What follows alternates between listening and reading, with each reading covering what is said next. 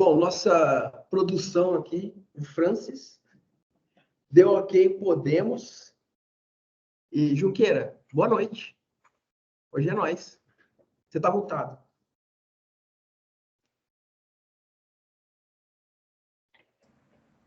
Chegou? Aí, dale. E aí, pessoal, boa noite. Hoje é nóis. Hoje é para criar pergunta na cabeça da galera, dar nossa opinião, dar nossa visão, criar discussão, criar comentário. Então, participem, tá? Então, o tema, a ideia é, e a gente justamente trouxe eu e o Junqueira por ser antagonistas no campo de atuação. Junqueira, mais uma empresa mais tradicional de Araçatuba, uma das maiores no ramo, e eu começando a carreira em startup desde sempre. Então, essa é a ambiguidade que a gente quer trazer para o papo de hoje. Tá? Então, o que a gente, como empresa tradicional, pode absorver de uma startup? Como que um ecossistema como a Jump pode ajudar você? Os pilares que a gente vai seguir hoje vão ser esses três. Então, a gente vai começar com números, como que a gente tem esse senso crítico de números, depois a gente passa por pessoa e, por último, a gente vai falar de mercado. Então, só para a gente seguir. Junqueira, antes da gente começar, tu tem alguma orientação para a galera? Algum pitaco para o pessoal prestar atenção antes de começar? Não, a ideia é essa mesmo, né? Eu acho que a gente divide muito as coisas, né? E a gente divide também nessa área empresas tradicionais de startups, né? Cada uma tem métodos, conceito, jeito, cultura diferente de ser. E eu acho que a ideia aqui é... E aí, será que não dá para fazer uma fusão, né? Não dá para a gente trazer o que tem de bom de um para o outro, trocar um pouco de ideia daquilo que eu já vivi, né? Nas empresas que eu já tive e na última, que acho que foi aonde eu mais aprendi, por conta do tamanho dela, né? Que era a Fit Telecom. E aí, nesse bate-papo aqui, você já nos mostrou aí por onde a gente vai conduzir, no que eu acredito que é os principais 3 pilares de qualquer negócio, seja startup, seja empresa. Gestão de indicadores, gestão de pessoas, gestão de mercado. É isso aí. Excelência, excelência. Para a gente começar já no pesado, como, Junqueira, na tua opinião, para a gente começar esse papo, como que tu cria uma meta? O que você acha que é o processo para começar a criar uma meta para toda a empresa conseguir basear naquilo? Eu acho que é difícil. Como que a gente enxerga isso? Hoje, normalmente, depende muito do estágio de cada empreendedor, mas vamos falar ali de quem está começando. Normalmente, a meta de quem está começando começa num sonho. Normalmente, né? Não é que está totalmente errado, mas a gente começa meio egoísta. Acho que é muito comum isso do empreendedor. Ele começa um negócio com os sonhos dele, com a visão que ele tem de mundo, e ele quer colocar aquilo que ele acha que é certo para todo mundo correr atrás. Muitas vezes ele não tem nem funcionário, ele mesmo vai correr atrás. O método tradicional de empreender, normalmente, na grande maioria dos casos, a gente começa bem empírico, né? Estuda-se pouco sobre o assunto e vai fazendo. Como diz um amigo meu, menos planejamento e mais fazejamento. É o que eu tenho visto nos meus últimos 20 e poucos anos empreendendo. E a gente paga um preço alto por conta disso, né? Então, depois a gente vai aprendendo que a gente tem que preparar essas metas com o olho no mercado, antes de mais nada. Mas no começo é isso mesmo. Para quem está começando, olha e fala, é no achômetro, eu acho que é assim, e segue.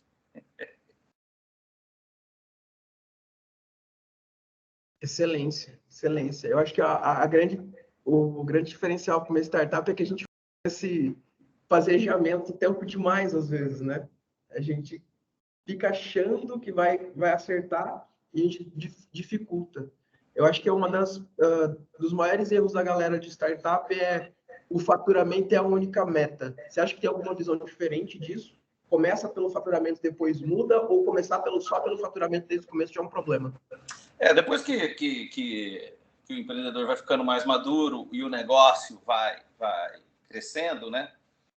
Ele vai entendendo, a gente vai entendendo, foi muito assim comigo, que para tudo precisa... E aí, quando a gente fala meta, vamos ser um pouco mais genérico, vamos falar de indicadores, né? Porque é difícil eu startar uma meta a partir do nada. Eu preciso de um alicerce, e esse alicerce é o histórico de indicadores. Então, eu preciso de indicadores de mercado, né? É o que a gente chama aí de benchmark. Eu não gosto das traduções em inglês do nosso mundo corporativo, mas é o que a galera conhece. Então, a gente precisa saber números de mercado. Até para começar, você formatar um negócio do zero, a única coisa que você tem na mão de número, já que o negócio não existe, é o que o mercado oferece. Qual que é o tamanho do mercado? Então, assim, quantas pessoas existem precisando daquele remédio que você está oferecendo? Daquela dor que tem ali no mercado. Depois a gente começa a olhar quem já está fazendo isso. Que fatia eles ocupam no mercado. Então, aí a gente vai percebendo que eu preciso de indicadores externos e internos, eu preciso de indicadores de processos e indicadores de pessoas. E aí a gente, com base em número, e aí, lógico, quando a empresa já está rodando, fica muito mais fácil, desde que a pessoa se empenhe em trazer esse número para uma plataforma de fácil gestão, você começa a olhar o que aconteceu e dirigir as metas de cada área da empresa, né? Eu acho que eu posso dar alguns exemplos aqui para sair do teórico e a gente tentar entender na prática. Então, quando eu iniciei as empresas, o que era a meta? A meta de venda e faturamento. Está aqui, ó, a gente precisa faturar tanto. Depois a gente vai implementando outras coisas. Então, no final do dia, depois da empresa maior, a gente já tinha ali uma reunião mensal, por exemplo, a reunião de indicadores. A temida reunião de indicadores. Era um dia todo. Mas por que era um dia todo? Eram 15 frentes, eram 15 lideranças na empresa, aonde uma influencia na outra, né? Eu acho que a gente tem que começar a entender isso aí, né? E aí depois você pode me trazer um pouco da ideia de startup, como isso funciona, mas na cultura da empresa tradicional, a gente vem muito de uma cultura mais arcaica de que eu fazendo o meu tá tudo certo. Existe até aqueles protetores do setor, né? Não, o meu tá certo, o outro que se lasque ali. E aí a gente foi quebrando isso nessas reuniões de indicadores. Porque o cara que compra mal, ele prejudica quem vende. O cara que não entrega a parte operacional, que entrega serviço, faz mal, ele prejudica a venda. O cara que não vende, ele prejudica a compra, porque aí o cara compra e sobra estoque, aí que prejudica o financeiro. Bicho, é uma engrenagem, toda entrelaçada. E aí, quando a gente sentava para analisar esses números, tudo tinha histórico, os últimos 24 meses, 36 meses, 12 meses, não importa o que você tiver. E análise do mês, e o que será o próximo mês, o que será o próximo trimestre, semestre e ano. E aí a gente já está indo para as metas. Mas não dá para falar só de meta, né? A gente tem que falar de números como um todo. Então, se eu tinha 15 setores, eu tinha 15 lideranças trazendo todos esses números mensalmente e discutindo entre os 15 como é que a gente ia alcançar aquelas metas que nascem a partir desses números. Agora, vem cá, Fabiano, é nessa reunião que decide meta? Não. Por quê? Porque aí o papel do empreendedor, o meu papel era semanalmente estar com cada um dos 15. Então, eu tinha 15 reuniões na semana. Rápidas. Depois a gente vai tratar aí de como faz reunião, né? Mas, assim, reuniões objetivas, aonde eu ia acompanhando esse número semanalmente, dando feedback, eles me mostrando o que ia acontecendo ao longo do mês, e com isso eu tinha matéria-prima para apresentar as metas do mês subsequente, lógico, de comum acordo, em consenso com todo o time ali, né? Eu acho que o apanhado geral de indicadores, e depois a gente pode se aprofundar, era mais ou menos assim que a gente gostava de trabalhar e deu muito resultado a partir do momento que a gente entendeu e começou a fazer. Perfeito, perfeito. Essa sacada eu demorei para entender, na verdade, porque a gente começou ter um termo que eu gosto bastante, que é o indicador de vaidade. É o indicador de vaidade. A quantidade de seguidor no Instagram, quantidade de like, quantidade de qualquer coisa, a gente cria um indicador aleatório na nossa cabeça, a gente olha para ele, mas na verdade ele não quer dizer nada. Acho que a maior visão diferente que a gente vai ter é justamente o indicador pode ser a meta numa startup, porque justamente tu não sabe como construir aquilo. Você não sabe nem como analisar, como eu crio uma planilha para ver aquele resultado. Eu acho que a principal diferença, concordo no primeiro grau e existência, mas a principal diferença do indicador de uma startup é a gente fugir de indicador de vaidade. A gente pecava muito no começo. E tá aí, a gente pode puxar um gancho, acho que do primeiro grande aprendizado que uma empresa tradicional pode trazer de uma startup, isso que você acabou de falar, né? Que essa flexibilidade da meta dentro de uma startup. Até porque uma startup, às vezes, ela nem sabe atrás do que ela está correndo, né? Ela está formatando o produto e tal, né? É o que eu percebi na sua fala. E a empresa tradicional, a gente aprendeu lá, quem fez a faculdade de administração, eu não fiz, mas com certeza tem lá aquela cultura do orçamento. Então, não estou falando que não tem que ter, mas o que eu já vi muito, e eu já vivi isso também. Cara, às vezes passava assim, meses discutindo o orçamento do ano subsequente, que não passa de metas, né? Metas orçamentárias. Só que é o seguinte, na minha experiência de 20 anos, eu nunca vi cumprir. Eu nunca vi cumprir, cara. Você sabe, essa coisa engessada de você ficar ali 2, 3 meses olhando, planejamento estratégico e orçamento para 1 ano, 3 anos, 5 anos, 5 anos, cara. No mundo que a gente vive hoje, quem sabe o que vai acontecer daqui 5 anos? Eu não estou falando de visão, né? Que eu acho que toda empresa tem que ter a sua visão de longo prazo. Mas você esmiuçar detalhes. E aí eu já participei também em reuniões de empresa maior, de ficar ali meses, 2 meses, discutindo cada setor trazer o orçamento, por que vai gastar aquilo naquele mês e tal. Bicho, e no fim do dia, dá 2, 3 meses, já mudou tudo. Então, eu acho... Errou, um cliente veio diferente, acabou, já era, uma meta não batida, um indicador que não bateu, o orçamento foi para as cucuias. E parece, e assim, é tão irracional, porque em certo momento, em rodas de empresário, o cara que tinha um orçamento, falou, eu tenho um orçamento e tal, parecia religião e o cara estava cumprindo o ritual ali de santificação. Eu tenho o orçamento. Cumpria? Não, tive que mudar todos os meses. Então, o que eu acho que organicamente isso aconteceu? Errando. A gente acabou emprestando isso, né, no meu tempo de Fit Telecom, desse conceito de startup. Então, a gente tinha uma linha mestra estratégica de onde a gente queria chegar, mas a gente não era muito analítico, e principalmente no que diz respeito ao orçamento. Era muito flexível, porque as coisas mudam muito no meio do caminho, e eu acho que essa velocidade de enxergar as mudanças, principalmente no mercado, e dentro de casa, na sua cozinha, tem que ter essa conexão, né? O mercado muda, tá, mas eu tenho competência para entregar o que o mercado está demandando, eu tenho que produzir dentro de casa essa competência para depois entregar. E aí essa agilidade fez com que a gente... Quando eu estou falando aqui de deu certo e tal, não sei se todo mundo já conhece a história, mas assim, eu tive o último negócio que foi vendido em 2020.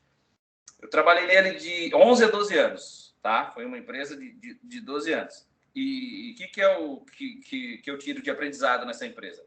Em 12 anos, saiu do cliente número 1 e quando foi vendida tinha lá 50 mil assinantes, que era cerca de 150 mil usuários, numa empresa regional, então é um número expressivo para a região.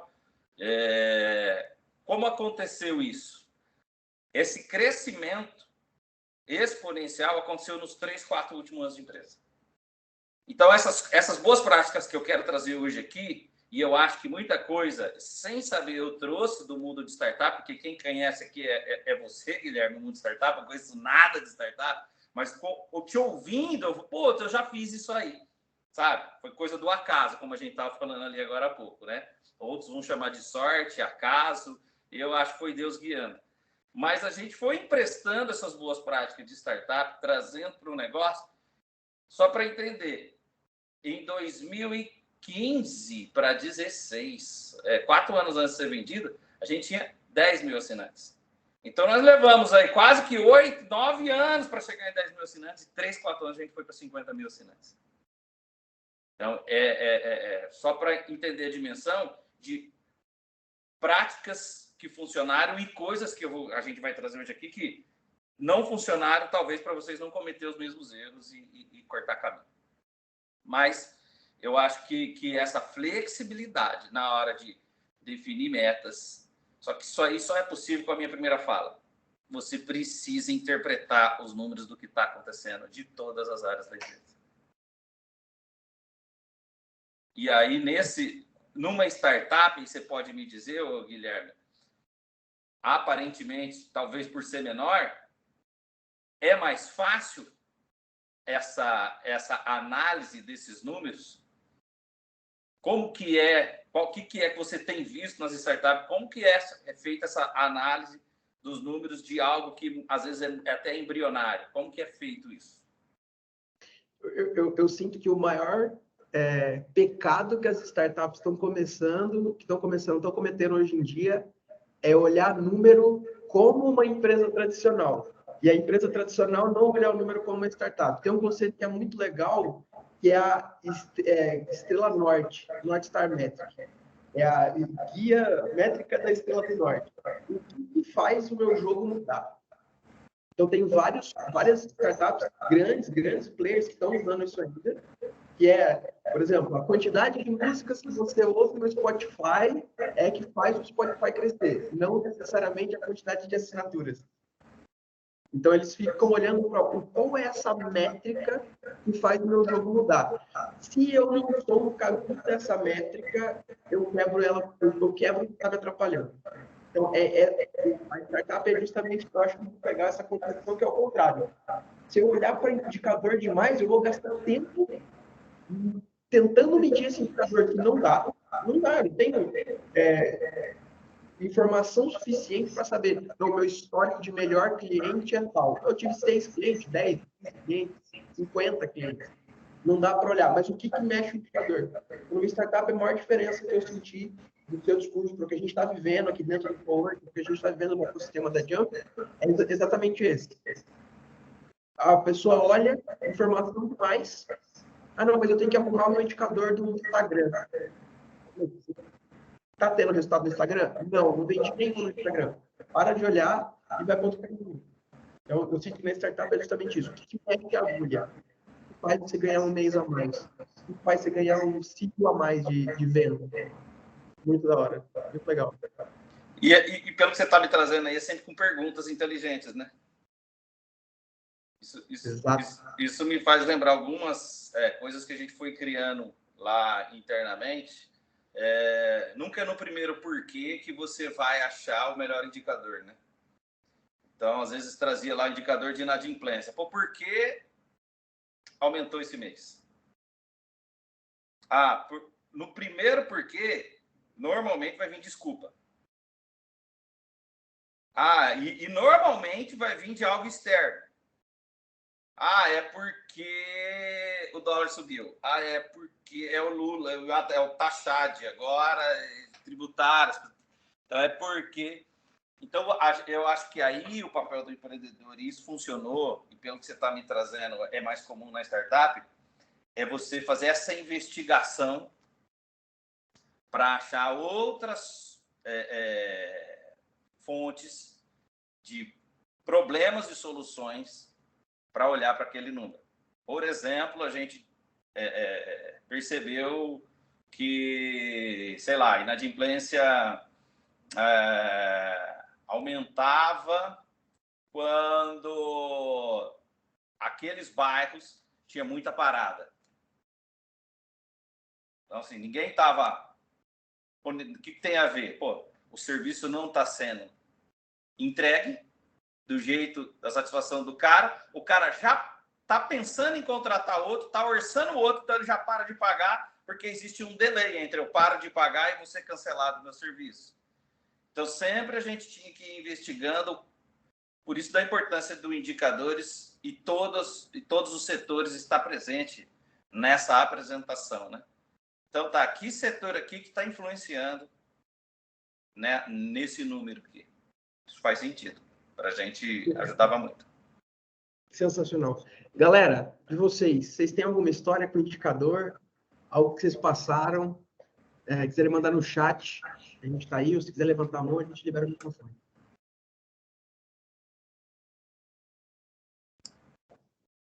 Show? Continuando. Beleza, a gente olhou o indicador, a gente sabe que olhar o indicador é bom, o que faz a empresa crescer são os resultados, as métricas, eu dimensiono, dou uma corridinha, vou até ali naquele indicador. Mas aí a pedrada que toda startup passa. E aí eu quero ver essa visão da empresa tradicional. Numa startup, a gente tem um impacto muito direto das pessoas de operação. A gente vê muito mais fácil. Um vendedor desalocado, um vendedor que não faz sentido, o crescimento para. Alguém que participa do processo de entrega está desalinhado do processo que é. Numa empresa tradicional, o quão complexo foi para que na hora desse crescimento, de preparar esse crescimento, de estar nesse crescimento, de escolher as pessoas certas para contratar? Qual foi o maior desafio aí? Cara, eu demorei para aprender primeiro, antes disso, uma lição muito valiosa. Eu já disse isso em alguns encontros. Eu demorei para entender que a gente precisa ter calma, cautela para contratar. E a gente precisa ser rápido para demitir. E eu só fui entender que a gente só consegue ser mais assertivo na contratação depois que a gente entende o que de fato é liderança. Porque na ideia do empreendedor que está começando, a maioria das vezes, pelo menos foi no meu caso, a gente começa muito arrogante. Porque você senta numa cadeira assim, ó, é eu que estou pagando. E isso aí a gente tem que aprender muito em startup, porque todos os testemunhos, os cases que eu já ouvi de grandes startups, de grandes nomes, por exemplo, o AliExpress, o Alibaba lá do Jack Ma, são caras que começaram muito humildes, entendendo que o negócio só seria possível por conta da equipe. E na empresa tradicional, não. Principalmente quando o cara tem grana. Ele senta, ele fala, bom, agora aqui eu vou contratar. E aí, meu amigo, parece que as pessoas, essa é a impressão que a gente tinha, e talvez foi assim por muito tempo, né? Quando o mercado não era tão consolidado, década de 80, talvez, que a pessoa vendia a hora. E essa nova geração não, meu irmão. As pessoas, mesmo que elas não saibam, elas estão procurando propósito. Então, agora, respondendo essa pergunta, eu só aprendi a contratar depois que a empresa ela já tinha muito bem definida a sua cultura organizacional, em seus valores, em seu propósito. Sabe? Missão, visão, valores. Por quê? Porque a contratação, depois que eu entendi que contratação é parecido com casamento, aí ficou mais fácil. Tem que nascer um para o outro, cara. Porque se não tiver principalmente os mesmos valores, e aí eu nem entrei em competência ainda, hein? Porque tudo começa nos valores. Você pode pegar o cara com o melhor currículo da galáxia para aquilo ali. Mas se você valoriza, sei lá, transparência, e o cara não vai dar liga. Então, ter definido os valores, saber quem somos, e aí eu passei por um processo para entender da minha identidade, da minha vocação, e aí depois que o empreendedor se consciente disso, ele transmite isso para a equipe, que já existe muitas vezes, o cara nunca parou para fazer ninguém, o cara começando, bicho, ele começa para sobreviver, ele está lá preocupado com ladainha de vamos ver quais são os meus valores. Não, bicho, o cara quer vender, porque normalmente a empresa tradicional, o cara ele tem filho para cuidar, mulher com cartão querendo gastar e ele está atrás dessa, né? E quando é a mulher que começa, ela precisa lá brigar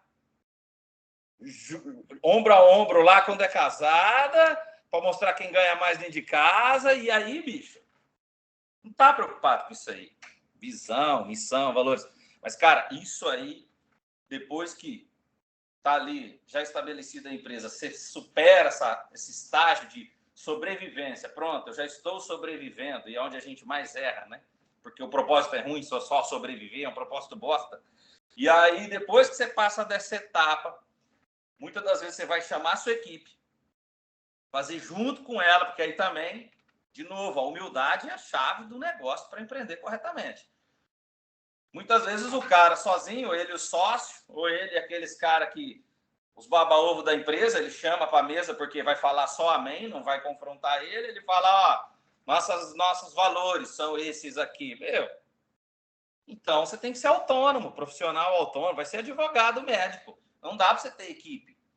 Tem que ser feito junto, a 4 mãos.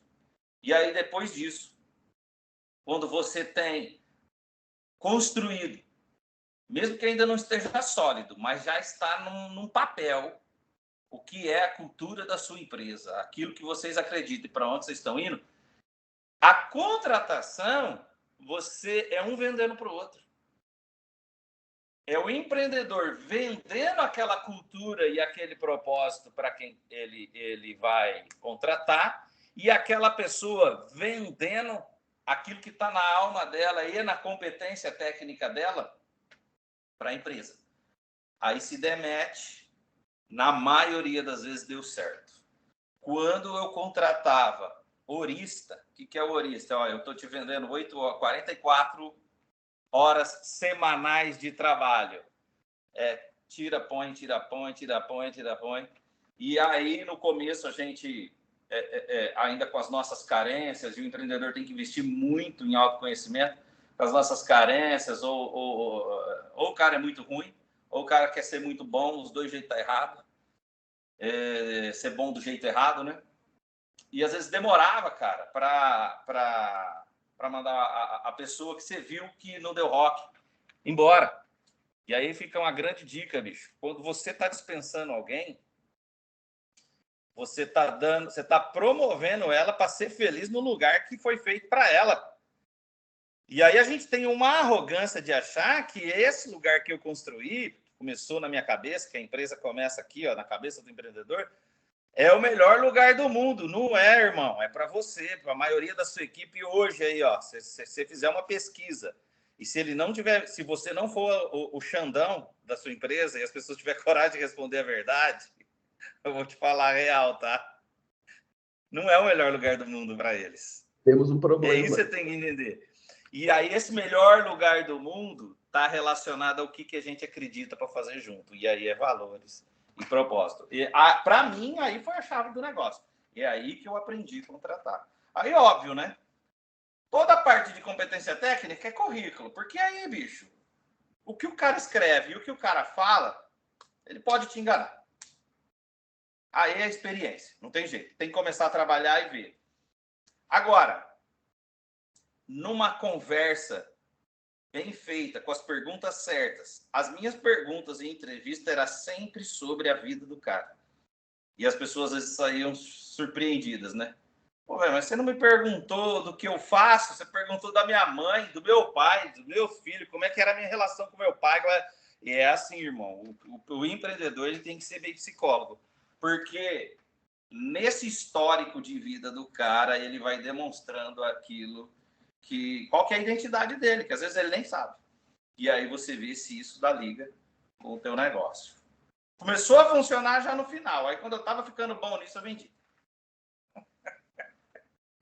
Eu aprendi, me ensinaram, essa não é minha, eu só aprendi. Uma pergunta muito boa para entrevista, para você saber o cara. Você pergunta assim, quais são os 3 temas que você consegue falar no improviso durante meia hora sem se preparar nenhum pouco? Deixa o cara. Mas não parece, quem me conhece sabe que eu tenho 1,60 m, mas eu amo vôlei. Então eu consigo falar meia hora de vôlei sem parar. Então, assim, sabe que eu já tenho experiência, alguma expectativa com trabalho em equipe, sabe que eu sei entrar em algum conflito com alguém, resolver algum problema, aprender, desaprender, me adaptar. Só porque eu adoro essa pergunta. E só para completar, que eu achei legal essa visão, como está muito próximo de uma startup, é isso mesmo. A linha contrato por expectativa, demite por pessoa no futuro. Contrata na expectativa. O cara não está dentro da expectativa, não está alinhado, não está vestindo a camisa. Tira. Um líder meu comentou uma vez assim, se essa pessoa estivesse fora da sua equipe, estaria aliviado? E eu comecei a negociar. Não, então, não, eu estaria, mas é porque tal coisa. Não, porque ele faz tal coisa, porque tal unidade é difícil. Cara, você não está confortável dentro do seu time. Por causa de uma pessoa, está desanimado. Manda embora. Manda embora. Está te atrasando, está segurando a tua liderança, está segurando o seu time. Tira, está desconfortável, tira. É o mais importante. E o último, que a gente mais vê, eu vejo isso também, estando dentro de times de diversas empresas, que é o que eu estou fazendo agora, as pessoas não colocam cercadinhos. Tu é vendedor, tu está dentro do time comercial. Você não tem que olhar para o RH. Tua pegada é comercial, se joga, se mata, aprende, estuda. A galera segura o desenvolvimento do próprio time, porque dispersa demais. O cara é comercial, mas ele também ajuda no administrativo e faz uma parte da entrega. Ótimo. Vai aparecer 3 desculpas para você liderar, se vira aí, se vira. Então, um aprendizado que eu tive muito grande na contratação. Deixa muito claro no processo o que essa pessoa vai fazer. Se é comercial, cara. Se é comercial, eu vou exigir excelência comercial de você. Você está preparado para isso? Não, estou junto. Isso é a camisa. Deixa o cara aprender, não tem problema. Mas a camisa está vestida. E é isso, né? É clichê falar que competência se ensina, né? Mas caráter não. E é justamente isso, né? É o que você falou agora aí, bicho. O foco é esse. Você tá afim, eu tô afim. Nós vamos te ensinar. Nós vamos te ensinar. É óbvio que tinha vagas que a gente tinha que contratar cara pronta. Mas, bicho, na maioria das vezes, não. Quando a empresa começa a crescer, na maioria das vezes, os caras que você precisa pronta, se a empresa está crescendo, esses caras já estão lá. E vai chegar determinado momento que vai demandar um cara, às vezes, com uma competência técnica maior, e aí eu acho fácil. Porque achar competência técnica é só ir no LinkedIn que tá lá. No Brasil, você pega o LinkedIn Premium, que você entra na conta de qualquer um, você faz os filtros e você vai achar a característica que você quer. E o empreendedor tem essa mania também, né? Quando vai fazer um anúncio lá, ele coloca umas características que nem ele nunca conseguiria preencher aquilo, né? Então tem que parar de viajar. Primeiro, bicho, vai. Por isso que eu gosto. Para esses pontos chaves, eu gostava de contratar indo até a pessoa, não a história do anúncio. Agora, quando você está disposto a treinar, aí o anúncio não pode ter preguiça, sabe? O empreendedor, eu nunca abri mão de contratações-chave eu participar de todo o processo. Porque aí o empreendedor vai crescendo, ele fala, não, agora eu tenho que ficar mais estratégico. Tá certo, mas não precisa ficar vagabundo, cara. Quanto maior a empresa fica, mais você vai ter que trabalhar. Então, para aqueles que estão pensando em empreender e acham que eu vou empreender porque estou trabalhando demais. Mano, nem fica onde você está. Não mexe com isso, não. Não mexe com isso, não. Quanto maior a empresa, mais você vai trabalhar. Essa é a realidade. E tem que meter a mão na massa. Então, toda a contratação de nível gerencial e supervisor, eu participava. Às vezes tinha uma seleção maior que o RH ia filtrando, mas quando chegava ali nos 5 últimos, eu que ia conversar. E eu nunca terceirizei isso aí. Porque, bicho, nível de gestão, o cara vai tratar comigo. E é no dia a dia comigo que ele vai trabalhar. Então, se não der liga, não vai funcionar. E aí, meu, é um gasto enorme você ficar contratando e mandando embora. Agora, esses pontos, isso aí para o cara que você anunciou lá, que você está disposto a treinar. Agora, aquele cara que você precisa que ele venha para te ensinar, não para você ensinar ele, LinkedIn. Digita o perfil. Na época eu trouxe cara do Maranhão, São Paulo, Santa Catarina. Achava o cara, oi, seguinte, tem um projeto assim, assim, assim, assim, e gostei do seu perfil. Vamos conversar? Simples assim. Ali começava uma conversa, porque ali já estava o currículo do cara. Engatando. A gente entendeu, beleza, contratar por propósito, contratar por alinhamento. E aí tu engatou nessa de líder. Eu quero só fazer esse engate, porque eu acho que isso é onde 90% erra, 90% patina. Eu tenho que trazer um líder para a minha operação e eu estou sujeito a ser liderado. Exatamente. Essa é uma visão de startup que tem que estar muito clara para a inovação. Então, eu tenho um case para te contar disso aí. Diga lá. Tenho um case para te contar disso aí. Eu, em determinado momento, eu trouxe meu irmão para trabalhar comigo. E a empresa era pequena ainda, né? Ela estava perto dos 8, 9 mil assinantes, estava naquela época muitos anos para pouco resultado. E ele veio de empresa grande. Então, ele trabalhou em uma empresa concorrente de multinacionais, né? Ele que cuidava de América Latina. Então, quando eu trouxe ele, em determinado momento, sentou ali na cadeira do financeiro, contábil, supply chain, o CFO do negócio. E a gente teve um papo muito franco, principalmente por ser irmão, né? Não recomendo trabalhar com parentescos próximos, mas tem cases que dá muito certo. Esse foi o meu case. E por conta da liberdade do ranço que existe familiar, né, muitas vezes. Mas ali funcionou. Mas porque eu fui disciplinado. A gente teve uma conversa franca. Quando ele foi assumir essa posição, ele falou, mas eu tenho uma condição. O quê? Dinheiro? Mais dinheiro? Não. Ele falou, a chave do cofre é minha. Como assim chave do cofre? Você não apita mais em dinheiro. Não adianta você chegar aqui e falar que quer trocar de carro. Não adianta. A gente definiu as diretrizes, o que é bom para a empresa é bom para a empresa. Você não tem mais cartão, você não tem mais acesso à conta da empresa, acabou. E eu topei. Então é isso. Porque eu não tinha essa competência técnica e não tenho até hoje. Eu odeio números. Então, números, eu gosto de analisar números, mas lidar com eles não mexe comigo, não. Aí, bicho, ele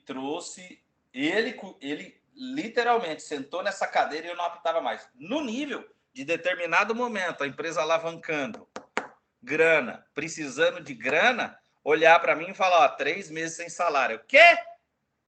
3 meses sem salário, bicho.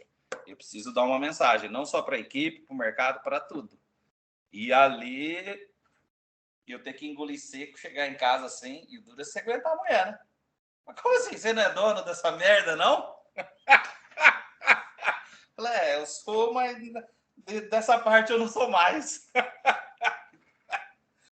E é exatamente isso, cara. Essa é a frase que eu queria. Essa frase de $1 milhão. Você traz liderança, você traz líder. Você não é mais dono daquela parte. Essa frase é de $1 milhão. Exatamente. Você não é mais dono daquela parte. Passou o taco. Exatamente. O pessoal não entende, demora para entender.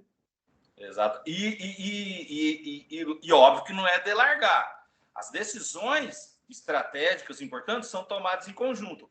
Mas tomou a decisão, vai seguir. Vai seguir. E eu vou falar para você que se você quiser erguer uma liderança desse nível dentro de casa, é possível. Mas tem que ter esse alinhamento. Por quê? Porque normalmente o cara que cresceu com você e todo empreendedor, como eu disse, ele começa a maioria dos empreendedores começa arrogantão, né? A equipe tem medo. A equipe tem medo, cara. E o pior sentimento que um liderado pode ter é o medo. Porque esse cara não cria, esse cara não engaja, e aí vira um ciclo vicioso, porque você reclama porque o cara não entrega, o cara não pensa como dono. Meu amigo, com medo, ninguém é dono de bosta nenhuma, ninguém vai pensar como dono. E aí, quando você tira o medo da frente, se você quiser promover alguém, já aconteceu, a gente promoveu muita gente, que eram gestores e diretores, que começou no negócio, mas tem um tripézinho ali que para o cara vestir o boné de dono, de se sentir dono daquela área, ele empreender dentro do seu negócio, ele precisa de significado, ele precisa de autonomia e ele precisa de liberdade. Significado, ele precisa saber o que, o porquê e o para quê. Então, essa liderança, a gente sentava mensalmente e abria todos os números. Não é porque o cara é responsável por call center que ele não tinha que saber o que está acontecendo no contábil e quanto nós pagamos de ICMS aquele mês. Entendeu? Não é porque o cara era o contador, o líder da contabilidade, que ele não tinha que saber o quanto nós deixamos na mesa, porque aí as empresas gostam de dividir quanto vendeu, né? Agora, a gente tentava chegar no número quanto nós deixamos de vender. Esse que é o número mágico, não é o que você vendeu. Você vendeu, está lá. E o que você deixou de vender? Então, esse contador já tinha que saber. Então, significado, ele precisa entender. Autonomia. Aí é isso que eu acabei de falar. Ó, a chave do cofre é minha. E liberdade. Agora, óbvio, né? Para os marinheiros de primeira viagem, eu sempre digo, liberdade é a irmã gêmea siamesa da responsabilidade, tá? Não é libertinagem, não existe isso. Isso tem que ser muito claro. Ó. Liberdade é o seguinte, meu amigo. A pique é tua. Eu chamo de... Tem um tecniquez que eu adoro, que é accountability. É culpa sua. Você resolve. A bronca vai ser sua. Só que se a bronca é sua, dá teus pulos, meu irmão. Porque a briga vai vir contigo, a bronca vai vir contigo. Então, resolve aí. Então, você dá liberdade para a pessoa resolver, sabendo que vai ter uma discussão Exato. com ela. Né? Ó, é você que vai ter que me falar o que deu errado. Olha essa frase. Você vai ter que falar para mim o que deu errado. Isso gera, numa startup, eu acho que isso é o core mais importante. Eu te dou chance de errar, desde que você fale para mim por que você errou. Se você não vai conseguir acertar, você não vai conseguir falar para mim o que deu errado, não tem. Você não está pronto para ser líder ainda. Eu só aprendi a duras penas. Comecei como SDR, fui crescendo até virar liderança. Na hora que eu errei, de quebrar a cara, o meu diretor falou, beleza, agora você pode ser chefe. Você explicou para mim onde você errou, arrumou, ok. Você pode ter seu Tá time aí agora. um grande aprendizado que uma empresa tradicional tem que trazer de uma startup. Dá liberdade para a tua equipe errar. Isso não se faz. E a gente entende, pô. É um puta desafio. Uma coisa é uma startup que ainda está faturando pouco, está começando e tal. Outra coisa é uma indústria, um negócio enorme que esse erro custa caro. Mas você precisa criar, você precisa criar uma contenção do tamanho do prejuízo que pode causar aquele erro, mas se você não permitir, a tua equipe não cresce. Porque o empreendedor que cresce, eu cresci em termos de conhecimento por conta dos meus erros, não por conta dos meus acertos. Porque para essa empresa de 10 anos dar certo, antes dela, teve 15 anos, 3 empresas que quebrou. Então, foi aquelas 3 primeiras empresas que eu comecei, fechei. Eu chamo de quebrou, né? Tem que falar, você vendeu, quebrou, velho. A empresa que não deu certo, quebrou. Seja com muito prejuízo ou com pouco prejuízo, quebrou. Quebrei 3 empresas. Ali, eu fui vendo o que não fazer. Aí, quando eu aprendi bastante com os meus erros, e comecei um negócio, esse negócio começou por conta dos acertos que eu comecei a ter, eu não permito o meu liderado a errar. E quero que ele tenha o mesmo engajamento e competência que eu. Não vai ter. Ele não errou o tanto que eu errei. E aí, ou você contrata um cara que já errou muito, todo estrupiado já e já sabe o que não fazer, mais alinhado contigo, ou você permita, criando um firewall ali, criando uma limitação para você não quebrar. Óbvio, né? Você não pode. Por isso que é devagar, cara. E essa confiança se constrói devagar, né? Você vai soltando, quando eu falo liberdade, não é assim, ó, vai conquistando aos poucos. Você dá, você vai até aqui. Foi até aqui, você conferiu, foi até aqui, você conferiu, você confere todo dia. Depois você passa a conferir uma vez por semana, depois você passa a conferir uma vez por mês. Chega uma hora que você fala, não vou conferir mais, eu confio. Aí você solta mais um pouco essa rédea. Aí o cara vai mais um pouco. E assim eu fiz com você. E aí ele começa a te dar as respostas, né? Exato. Não é você mais que dá as respostas para ele. E eu ainda vou dar mais uma opção. Então, você erra, você contrata quem sabe, ou vou fazer o nosso jabá. Ou você entra no ecossistema de inovação, como o da Diana, que é o nosso jabá. Porque é exatamente isso que a gente faz. A gente conecta empreendedores a erros. Eu errei, eu fiz, eu não quero saber, a gente faz boas perguntas. Então, isso que a gente está fazendo aqui faz parte do aprendizado da jornada do empreendedor, foi o que acrescentou muito para mim. Está conectado a ecossistemas de inovação de Santa Catarina, de São Paulo, Rio de Janeiro, trazer de lá para cá o que eles erraram lá e que a gente pode acertar aqui. Isso é a maior dica que eu dou da noite. E eu acho que o empreender é difícil, não é uma ciência exata. Então, é difícil você... Eu vejo muito curso aí na internet, né? O pessoal vendendo, os 5 passos para não sei o que, os 10 passos. Cara, eu não acredito nisso. Porque o que deu certo para mim, não necessariamente vai dar certo no seu negócio, cara. Os acertos, ele tem uma série de variáveis que, às vezes, das empresas do mesmo segmento, uma faz, a outra vai copiar e não funciona e não tem o mesmo resultado. Agora, uma coisa eu tenho convicção. O que deu errado para mim vai dar errado para você, irmão.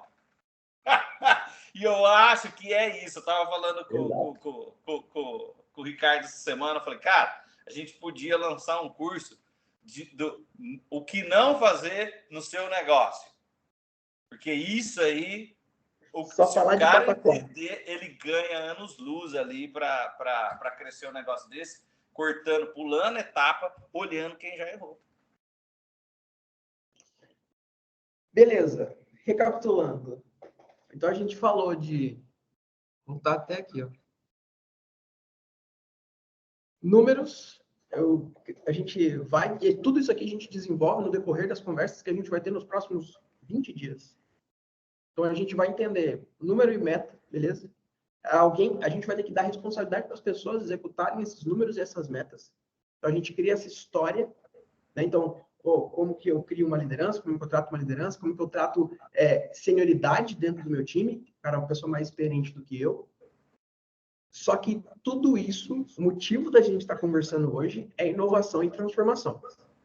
Então, assim, por que trazer o que uma startup tem para dentro da minha empresa? Por que trazer inovação dentro do meu processo? Na minha visão, é transformacional. Então, a gente tem muita preocupação aqui no nosso dia a dia. Vamos fazer um evento? Não pode ser só uma conversa. Não pode ser só uma coisa aleatória. Tem que ter esse quê de transformacional, que eu acredito muito que é o propósito da Diana. Então, a gente não está aqui para fazer uma escola. A gente está aqui para criar um ambiente de erros e transformação. E a minha pergunta dentro da transformação, eu separei essa aqui dentro, porque eu acho que Você falou comigo hoje à tarde, eu falei, é isso. Como ter conversas difíceis. Eu coloquei até a sua frase, descascar cebolas, para descer essas camadas. Como eu tive? Como tu vê isso? O primeiro grande desafio foi aprender a conversar. Porque o dono, o empreendedor, por conta daquela falta de humildade, de achar que ele está fazendo um favor pro cara, ele ouve pouco e fala muito. Então, o lance da escuta ativa, cara, é um negócio que, para desenvolver, tem que treinar. Então, a primeira coisa é aprender a ouvir, mas ouvir com franqueza. O que é ouvir com franqueza? O que é o normal do ser humano? Por conta da nossa vaidade e nosso orgulho. Você está me falando alguma coisa e o meu cérebro já está montando a resposta. É sobre isso aí, cara. É não deixar o seu cérebro te defender.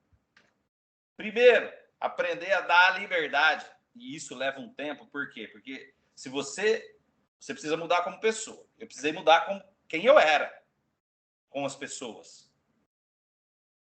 Aí, a tua equipe vai começar a tirar a visão de Xandão que ele tem a teu respeito, né? Você para de ser o Alexandre de Moraes e as pessoas vão perdendo medo. E aí, a partir desse momento, elas baixam a guarda, porque senão você não vai extrair sinceridade do coração delas. Quando você consegue esse tipo de relacionamento, aonde você para ouvir com boa intenção, com franqueza, e aí você precisa exercer muita empatia, você precisa se pôr no lugar da pessoa. E por mais que a pessoa está falando uma coisa que você acha absurda, a pergunta que me ajudava muito é: o que está levando essa pessoa a pensar isso? O que eu fiz que essa pessoa está pensando essa coisa absurda? O que nós estamos fazendo como empresa que esse cara está com essa merda na cabeça? É essa pergunta aí que me ajudava aí. Por quê? Porque aí você sai da posição de vítima e passa para a posição de autor do negócio, né? Você, primeira coisa que eu entendi é tudo culpa minha, sempre. Ah, mas o funcionário foi lá, deixou o telhado aberto, choveu e queimou a televisão do cliente. Comum era acontecer isso aí. Não é culpa do cara. A culpa é minha. Eu contratei mal o líder dele instruiu mal ele, e a cultura da empresa não foi suficiente para engajar esse cara ao ponto dele entender que o cliente fica puto, e não entender todo o processo. O cliente puto fala mal, outros param de pagar e vai sobrar no bolso dele junto comigo. A culpa é minha. Aí, quando eu assumi essa posição, ficou mais fácil ter conversas difíceis. Por quê? Primeiro, eu não era mais o dono da verdade. Quando eu sentava com o cara para conversar, eu sentava com mais humildade, que eu acho que eu não sou o exemplo de humildade, mas eu tentava, eu praticava isso. Essa escuta ativa, com uma boa intenção de entender o lado do cara, apazigua os ânimos e aí fica fácil de ter conversa difícil. Porque aí, quando é minha vez de falar, o cara também começa a praticar o mesmo. Ele começa a tentar entender o meu ponto de vista. Mas aí, meu amigo, meu caso foi com Deus. Talvez, se você não crê nisso, você vai procurar terapia. Mas o empreendedor precisa ter um equilíbrio emocional para lidar com as próprias emoções, para que o negócio esteja acima das suas emoções e o propósito do negócio seja maior do que as suas emoções, para que facilite as conversas difíceis. E o descascar a cebola seria isso, o porquê do porquê do porquê. Eu ter empatia suficiente para entender o que sentimento aquele cara está tendo que eu provoquei nele, que o negócio provoca nele, ou não provoca, e deveria provocar, que faz com que ele tenha aquele tipo de comportamento, dúvida, pensamento, emoção, etc. Sensacional. Acho que a única diferença que eu diria que a gente tem desse modelo todo que você falou para uma startup é que normalmente esse processo transformacional ele demora muito tempo. Se a gente não cultiva isso desde o momento da contratação, eu acho que isso que é legal, a gente trouxe a contratação, ele demora muito tempo. Uma startup, 3 meses é uma eternidade, é uma vida. O ciclo de vendas de uma startup que não tem 3 meses precisa de um investimento. Um investimento dura 18. Então, não é muito mais tempo, é um ano mais só. E o que eu consegui entender muito, eu consegui aprender com gênios da liderança, com livros gigantescos, transforme esse processo de conversa em um processo. Não é porque são pessoas, é uma coisa que não é científica, não é estatística, mas transforme no processo. Toda semana, cada 15 dias, eu vou fazer uma daily. Vou fazer uma revisão, vou olhar o teu plano de carreira que você tem fora daqui, quais são os objetivos fora da empresa e como que a empresa se alinha nesses processos. Quando isso acontece, eu acho que fica até mais fácil essas conversas difíceis. Os alinhamentos ficam mais fáceis. Olha, você falou para mim que você queria ficar aqui. Toda semana a gente conversou para tentar te jogar para essa direção. Você parou de entregar esse número e esse resultado. O que está acontecendo? Foi o teu objetivo que mudou ou o teu propósito? Eu fiz isso aí, rapaz. Olha, você vai falando e a gente vai encontrando.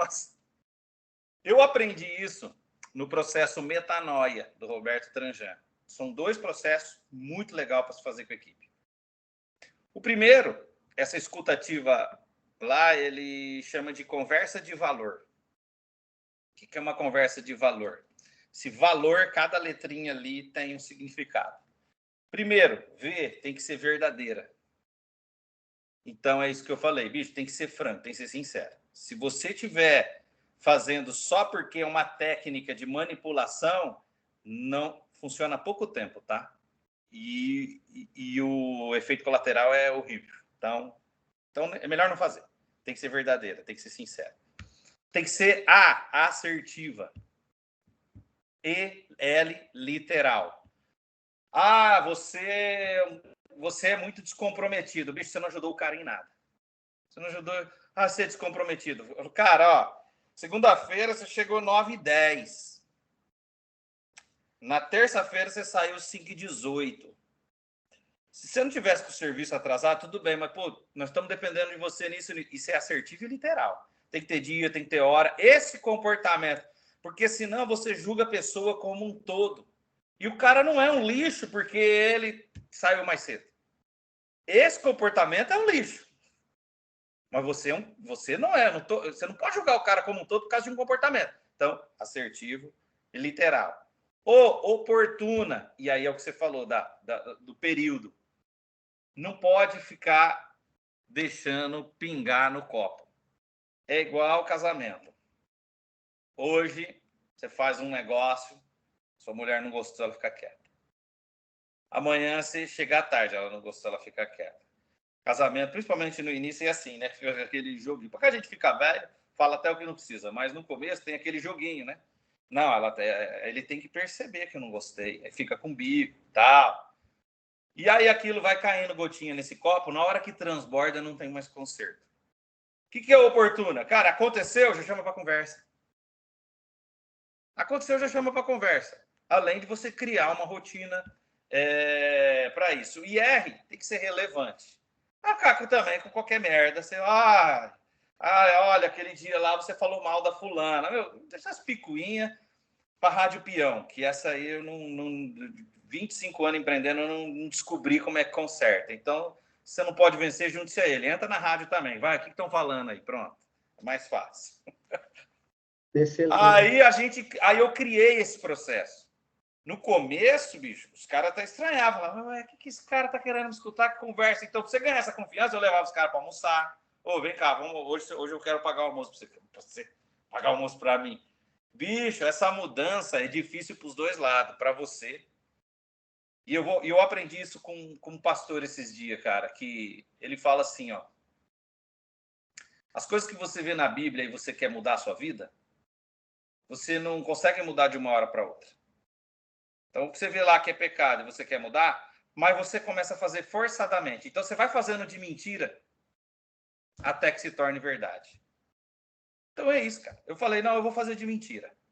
Eu não queria nem saber o que o cara estava pensando.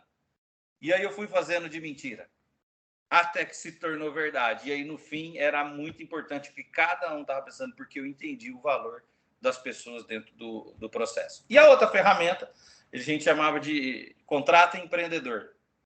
A cada 2, 3 meses, a gente sentava e definia algumas listas.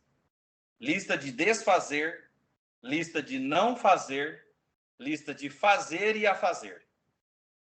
Olha, isso era muito legal. Por quê? Eu tenho certeza que você que tem empresa tem um monte de coisa que seus líderes e seus liderados estão fazendo que ninguém precisaria estar fazendo. E isso precisa ser revisto constantemente. Às vezes lá... Ainda mais agora com o IA, né? Pô, 2 anos atrás você falou assim, ó, todo dia eu quero esse relatório aqui na minha mesa que mostra, sei lá, o Honda, o vigia, se ele passou de 1 em 1 hora, se ele ficou acordado, se ele dormiu. Aí você contratou monitoramento, você nem precisa mais daquele vigia lá, ele tá lá porque você tem dó de mandar embora e tal, e o relatório tá vindo ainda, não precisa mais do relatório, cara. Manda o cara parar de fazer. Então a gente sentava lá, ó, lista de desfazer. Lista de não fazer. O que é não fazer? Aquele líder não precisava fazer, ele podia delegar. Então, cada trimestre sentava, cara, você não está fazendo coisa que você poderia passar para outro fazer? Primeiro, para dar oportunidade para os outros liderados. Você ir criando células de liderança. E segundo, para desafogar, para ele fazer o que só ele pode fazer. Aí a lista do fazer. Fala, cara, isso aqui é só você. Você está delegando. Eu não quero que você delega. E o a fazer, você deveria estar fazendo e não está fazendo. Por quê? Cara, isso aí é rico demais. Resumindo, conversas difíceis tem que ter começo, meio e fim. E método. Faz de mentira até virar verdade. Excelente, excelente. Agora, essa aqui é a que eu mais estou empolgado, tá? Eu sei, galera, a gente deu uma estouradinha no tempo, mas é que a conversa rendeu, eu não vou parar. Essa aqui, Junqueira, a gente vai falar muito no decorrer do processo todo, metodologia ágil, como que a gente faz uma validação, como que a gente entende o que é como que uma startup valida um processo em 3 meses, 2 meses e recebe aporte. É válido, tem processo para isso. Mas a história que você tem disso aqui, para mim, é startup escrita e não era startup. Conta para mim, por favor. O quê? Como que você fazia para falar com os teus clientes? Legal. Criar demanda para criar produto e para fazer melhoria. Como legal. Primeiro eu demorei para entender o que é mercado, porque no começo a gente acha que assim, quando falou mercado, você pensa meus clientes. Meus possíveis clientes, quem já é cliente, quem já foi, isso aí é mercado. Então, vai lá. Passo atrás antes. Mercado é todos os agentes. Em startups a gente chamaria de stakeholder, mas é todo o microecossistema ali que participa de alguma forma, direta ou indiretamente, com a sua empresa. Então, o mercado é cliente, é fornecedor, é governo, é prefeitura, porque você se relaciona na marra com ele, você tem que pagar imposto todo mês. Ele está lá, cara. Você querendo ou não, ele está lá. Aí, entendendo o que é isso aí, você começa a praticar a mesma boa intenção que você tem com o seu cliente, você precisa praticar também com os demais. E aí você precisa conhecê-los. Então, eu te contei a história de cliente, mas a gente fez isso com fornecedor também. E aí, o que normalmente as empresas tradicionais fazem? Pesquisa, né? Pesquisa de NPS, por exemplo. Que eu acho que todos devem fazer. Mas, cara, NPS fala muito pouco. É a estatística que te dá um norte para alguma coisa? Te dá. Quem não sabe o que é NPS, Google aí, corre atrás. Se a sua empresa não faz, deveria fazer, cara. Você precisa saber o que tá acontecendo. Mas é muito raso, não te traz nada com profundidade. E lá no Metanol eu aprendi a tal da operação curiosidade, e você pode pôr o nome que você quiser, que, resumindo, é fazer aquilo que o empreendedor, depois que cresce, ele não faz mais. Sentar com o cliente para tomar café. Sem a intenção de vender nada para ele. Então, a gente botava 20, 30 colaboradores na rua. E o mais legal, eu não pegava vendedores. Porque o vendedor, ele entra no piloto automático. Todo mundo que faz a mesma coisa sempre, ela perde o cheiro, né? O cara que trabalha num curtume, ele não sente mais o cheiro de merda que é um curtume. Ele entra lá dentro e para ele tá tudo bem. Cara, o nosso cérebro nos aplica essa trapaça em tudo que a gente faz repetidamente. E a maioria dos vendedores entra nesse fluxo. Ele está tão focado ali, e parte da culpa é nossa, de ficar ali, que você tem que vender, você tem que vender, você tem que vender, ele está cagando para o cliente. E ele está empurrando coisa que o cliente não precisa, ele perde a empatia.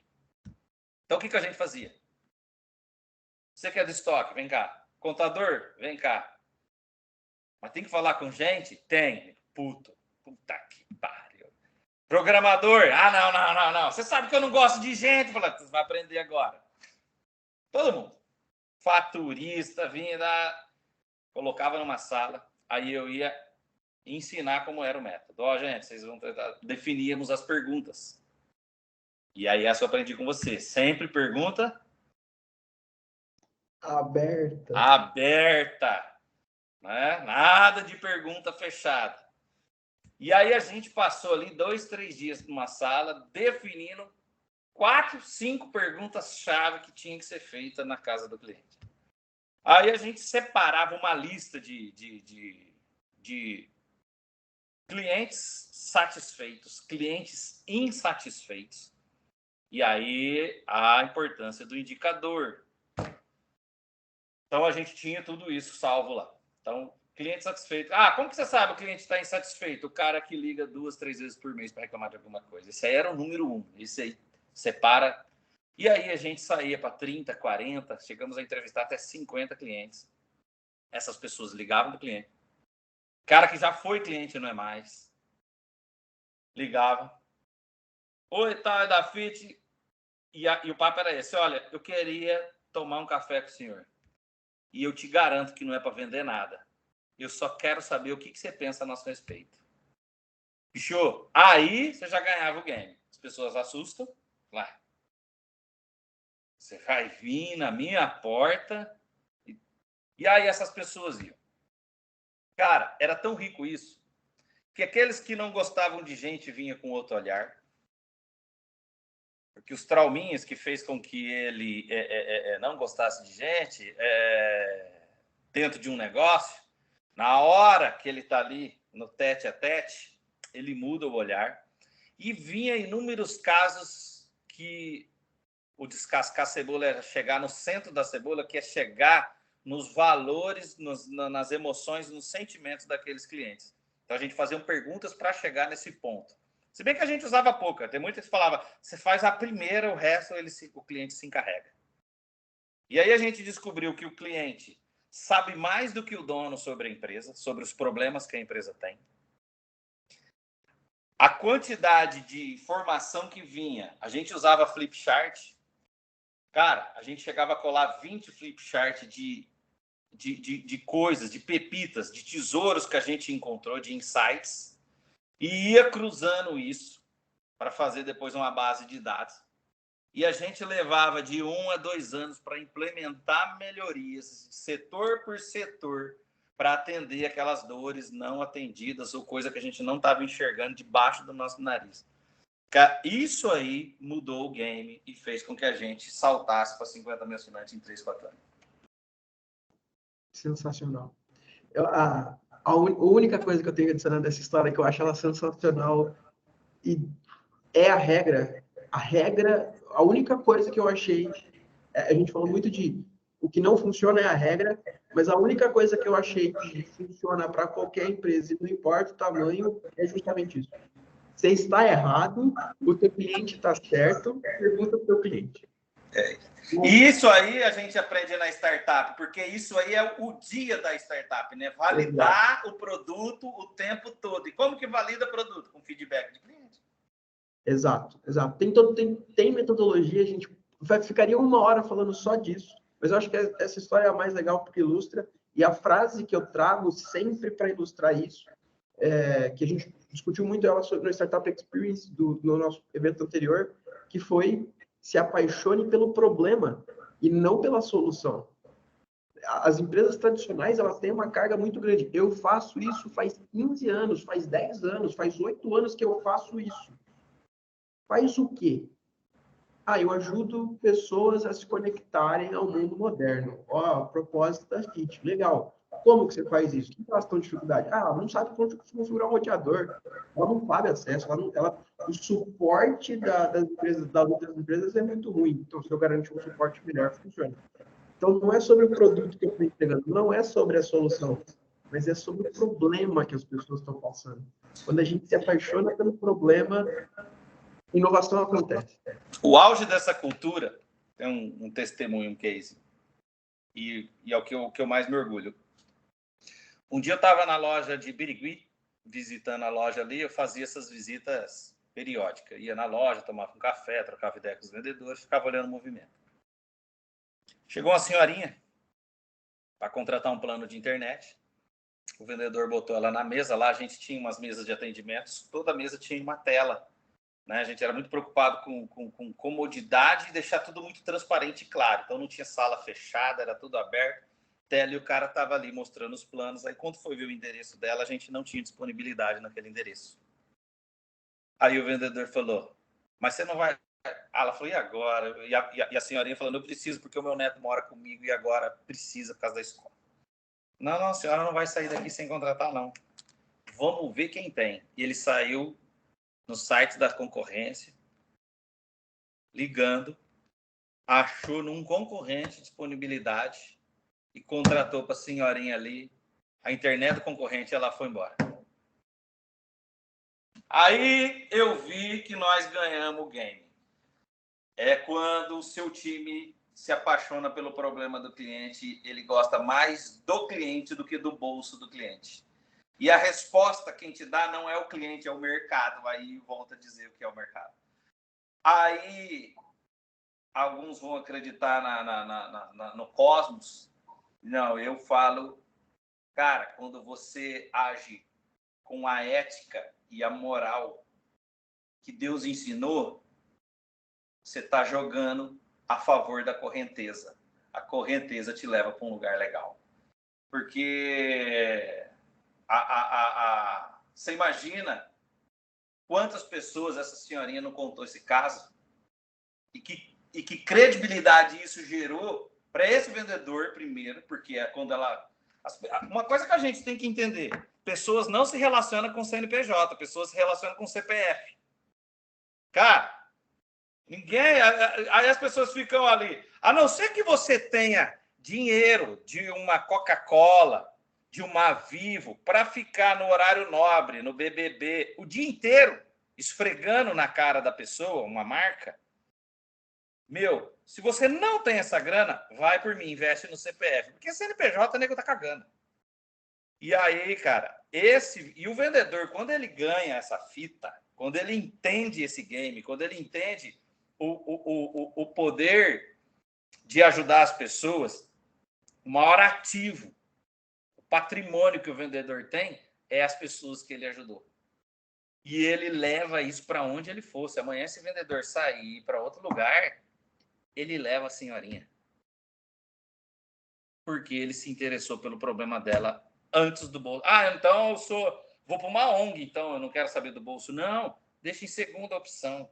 Primeiro o problema da pessoa, depois o bolso.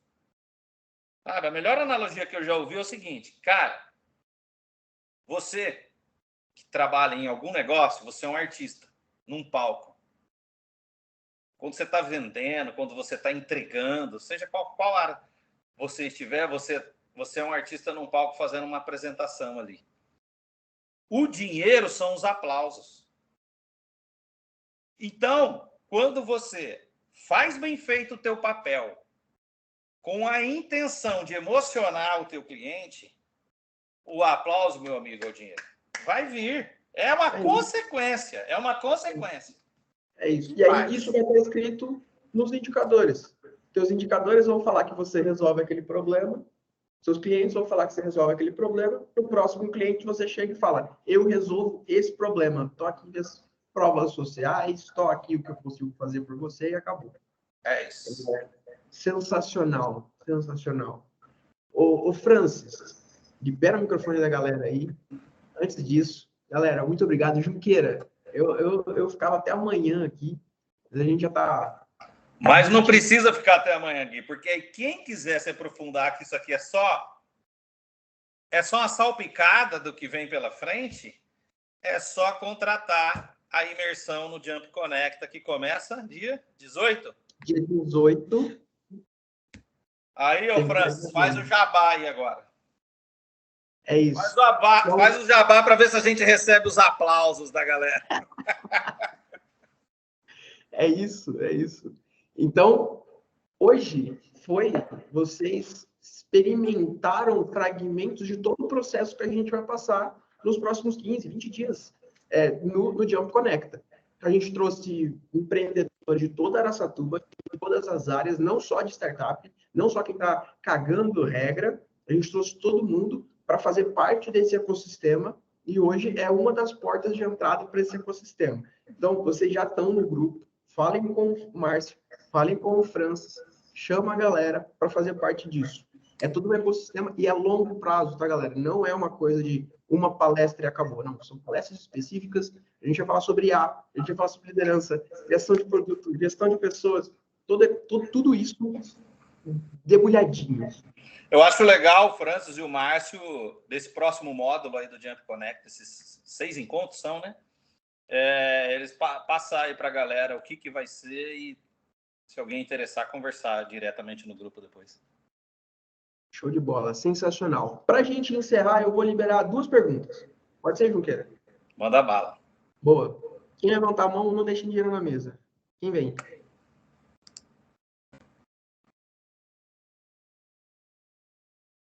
Ninguém. Tá liberado aí, Francis, o microfone? Vamos garantir primeiro isso aí? Todos, na verdade, quem for falar pode desmutar. Desmuta e fala. Perguntas para o Junqueira, para mim, para o Márcio, para o Francis. O Eduardo, obrigado pelo elogio, cara. Sensacional. Fernando também. Por favor, escrevam um livro.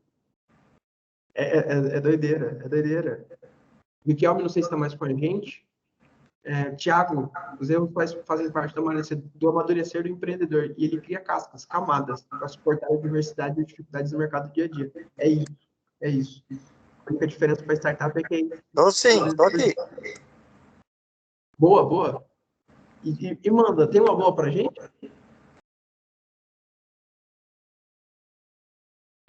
Sim. Manda, Fernando. Queria perguntar para o Fabiano, sempre eu encho o saco dele quando foi na Jump, tem alguma coisa. Não, ele me inspira em muita coisa.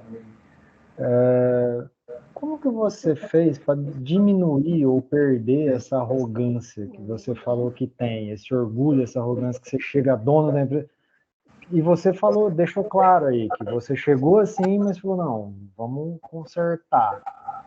Qual o processo? O que você usou? O que você fez para quebrar isso? Foram vários, tá? Vou te falar de alguns aqui, tentando ser breve, né? Primeiro, o processo metanóico me ajudou bastante, principalmente por conta de alguns processos que a gente criou, né? O primeiro deles é uma pesquisa de clima bem profunda, com questionário, onde a pessoa não é identificada, eu não sei quem respondeu, para entender quem eu era na visão da minha equipe.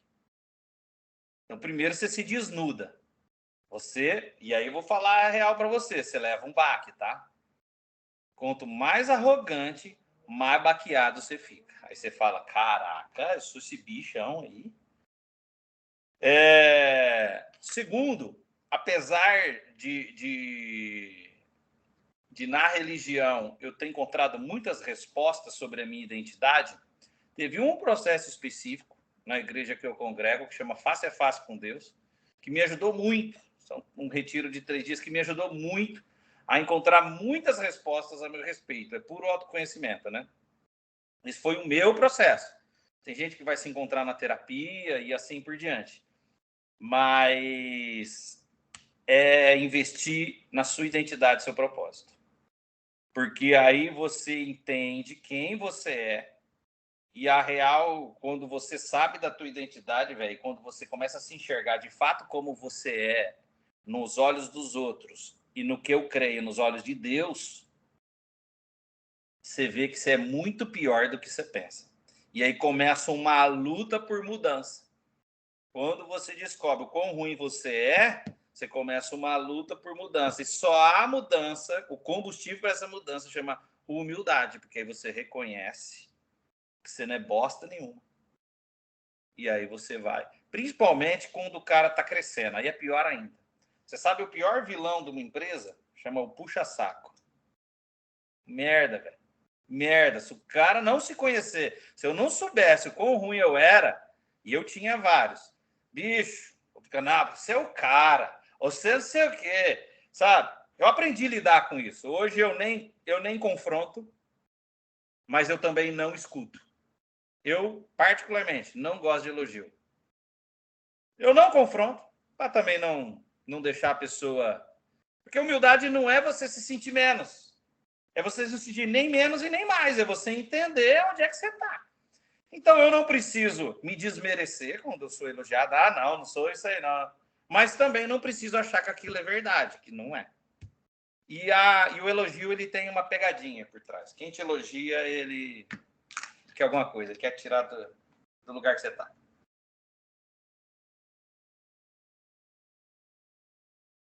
Show de bola. Elogio vazio, tá? É isso, senhores e senhoras. Nossa, a internet caiu só aqui. Alô? A minha internet caiu? Não. Tô ouvindo. Não. Tá funcionando. É isso? Matado, Fernanda? Show de bola. Cara, eu tenho tanto medo de ser arrogante que em grupo de trabalho de faculdade eu vou me encolhendo, assim, as pessoas... Eu tenho medo, assim... Você é criado naquela coisa... Cuidado isso aí, Fernando. E às vezes eu vejo que tem alguma coisa errada, eu vou falar, ó, aqui é assim, aqui é desse jeito, aqui tem que fazer... Só que você tem aquela de, pô, vão achar que você tá querendo se aparecer, não sei o que. Você começa encolhendo e vendo o erro e não conserta, e vendo aquilo que você podia chegar e falar, não, chama no peito e resolve, e não faz. Você vai descobrir que isso aí também é orgulho disfarçado de humildade. Lê o livro A Coragem de Não Agradar, vai te ajudar. Me ajudou muito. A Coragem de Não Agradar. Tá nos meus top 5 os melhores livros que eu já li na vida. Não, foi show, como sempre, show. Eu teve um momento da minha vida que eu também tinha isso, tá? A gente é um pêndulo, né? Eu saí de um lado e fui para o outro. Demora para você achar o equilíbrio. Quando eu fui para o outro, eu fui para essa casinha e aí eu descobri que você mudou de lugar, mas a intenção é a mesma. Você continua mesmo. A coragem de não agradar. Você vai entender esse processo aí, me ajudou bastante. Já tá indo pro carrinho já aqui, já, né? Vai ser... Show, galera. Então é isso. Se ninguém me vir mais, encerramos e matamos. Junqueira, de verdade, de coração. Diga. Queria só dar uns recados finais aí para agradecer o pessoal, né, a participação. Foi uma live bem bacana, assim, em termos de conteúdo. A gente sabe que a gente tem muito mais para dar, né? Então, assim, como a gente gosta de café, a gente gosta de resolver o problema dos outros, quem quiser conhecer mais a Jump, dá um pulo aqui no New York Tower, né? Tomar um café com a gente aqui. E quem quiser mais detalhes sobre o evento também que a gente vai fazer, é só entrar em contato comigo ou com o Francis, beleza? E quero agradecer a participação de todo mundo aí. foi muito bacana essa live. E agradecer... lembrando que a gente vai começar depois de amanhã, e vai ser com o Gui, né? O primeiro... Vamos começar com o Gui, então, galera, não vão perder, não. E obrigado, Junqueira, obrigado todo mundo aí pela participação. Valeu, galera. Valeu, pessoal. Obrigadão, hein?